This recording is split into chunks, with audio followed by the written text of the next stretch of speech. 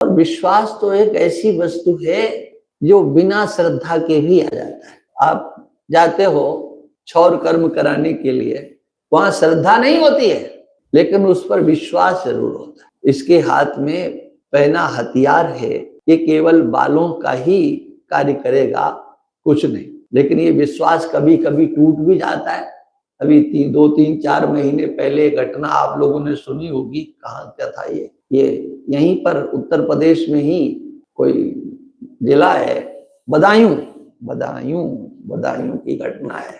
हाँ, जिनसे जाकर के बच्चे अपने बाल छकाते थे, उनको अंकल अंकल कहते थे, वो बाल छांटने वाले, नाइयों का पेशा करने वाले उन खतरनाक लोग, नाई थे नहीं वो। हमारा नाई ऐसा नहीं कर सकता, कोई एक इतिहास नहीं बता सकता कि ऐसा हो, लेकिन नाइयों का काम करने वाले उन मुसलमान लड़के ने उसके 2 लड़के मार दिए, बिल्कुल सामने दुकान थी। इसलिए भाई इसमें भी थोड़ा सावधान रहो कि किससे क्या करवाना, किससे नहीं करवाना है, किससे क्या काम कराना है।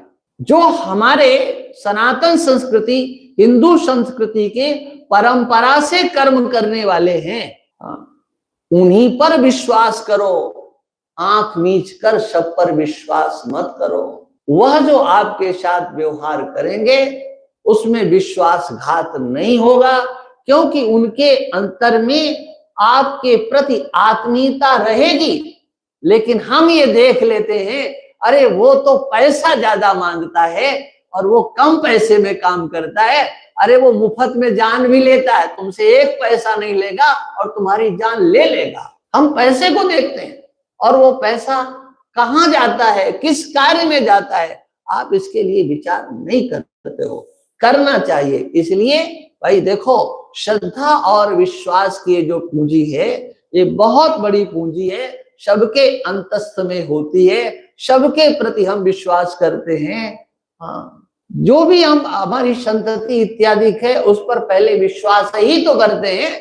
क्या ये मान करके चलते हैं आगे बड़ा होगा और फिर ये हमको अंगूठा दिखाएगा और ये कहेगा वो कहेगा, तो मानते नहीं, नहीं नहीं, हमारा तो 1 नंबर का ऐसा होगा, चाहे वो लड़का हो चाहे लड़की हो, कोई भी हो, सबका हम उसी प्रकार से अंतस्थ में विश्वास करके चलते हैं। नहीं नहीं, ये तो हमारी बात मानेगा ही। ये श्रद्धा विश्वास की पूंजी लेकर के आप संसार में आसक्त होते हो। ये संसार में आसक्ति श्रद्धा और विश्वास की पूंजी के बल पर आपके चारों ओर घूमता रहता है, किंतु भगवान की ओर जो दिखाई पड़ता है ना, वो तो एक आभास मात्र होता है। लोग ये कहते हुए थकते नहीं, अरे जहां जाओ वहां बड़ी भीड़, जहां देखो वहां 10 लाख चले गए, वहां 20 लाख चले गए। क्या चले गए, कहां चले गए?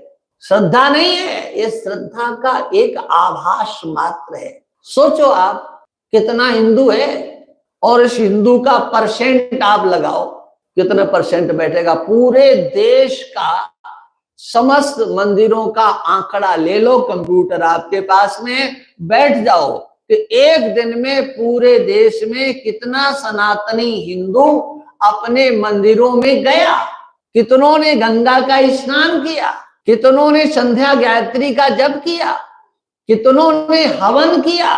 कहां क्या है?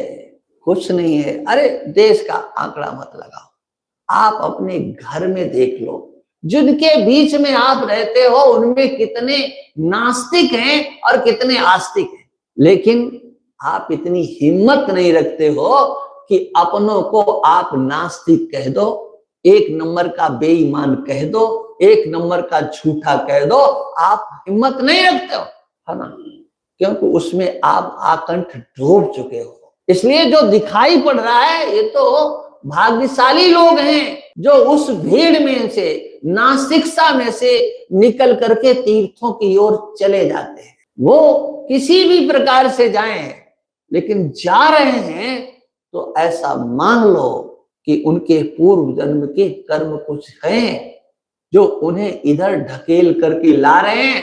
अन्यथा समाज में तो इतना प्रदूषण फैला हुआ है कि कोई निकलने का नाम नहीं लेता है। अवहेलना, संस्कृति की अवहेलना, मंदिरों की अवहेलना, तीर्थों की अवहेलना क्या होता है, इससे क्या, तिलक लगाने से क्या होता है? अरे नहीं होता है, कुछ नहीं होता है। तब भी तो लगा लो, लगा करके तो देखो कुछ होता है कि नहीं होता है। लगाया आपने है नहीं, हाँ, माला फेरने से क्या होता है, मंदिर जाने से क्या होता है, हर बात में क्या होता है, ये क्या है? आज समाज नास्तिकता की चपेट में जा रहा है और उसको ले जाने वाले उनके परिवार के, चाहे वो माता पिता हो, चाहे वो दादा दादी हो, चाहे नाना नानी हो, वो सभी ऐसे बहुत कम भाग्यशाली होते हैं जो अपनी आने वाली पीढ़ियों को लेकर के जाते हैं। मैं प्रशंसा की दृष्टि से नहीं कर, यहाँ तो सज्जन आए हुए हैं भिंड के, हमको ऋषिकेश में मिले थे और तब ये भोले और इसका छोटा भाई, ये दोनों, मैंने कहा इनको लेकर का इनका जनेऊ कराना था। अब इन लोगों ने रखा नहीं, वो इनकी कमबख्ती है, वो मक्कारी इनकी है, लेकिन उन्होंने अच्छा किया, लेकर के गए, संस्कार कराया, एक संस्कार दिया। कितने लोग, हाँ, सब जगह जाओ लेकिन थोड़ा महात्माओं से तो बच करके रहो। ये एक और प्रवृत्ति। और महात्माओं के पास में भी फिर अरे बोले ऐसा होना, महात्माओं का एक नक्शा खींच लिया गया, वो महात्मा, ऐसा महात्मा। सहज रीति से महात्माओं के प्रति अनुरक्ति कितनों की होती है। इसलिए ये जो हमारा समाज है ये एक गलत दिशा में जा रहा है, इसको रोकना है। भगवान का प्रेमी कैसे बनाना है, अपने व्यवहार को भगवान से जोड़ो, एक रास्ता ये है। और दूसरा रास्ता है विचार का। जहां तुम्हारा प्रेम है वहां से तुम कैसे दूर हटो, इसकी चर्चा हो चुकी है।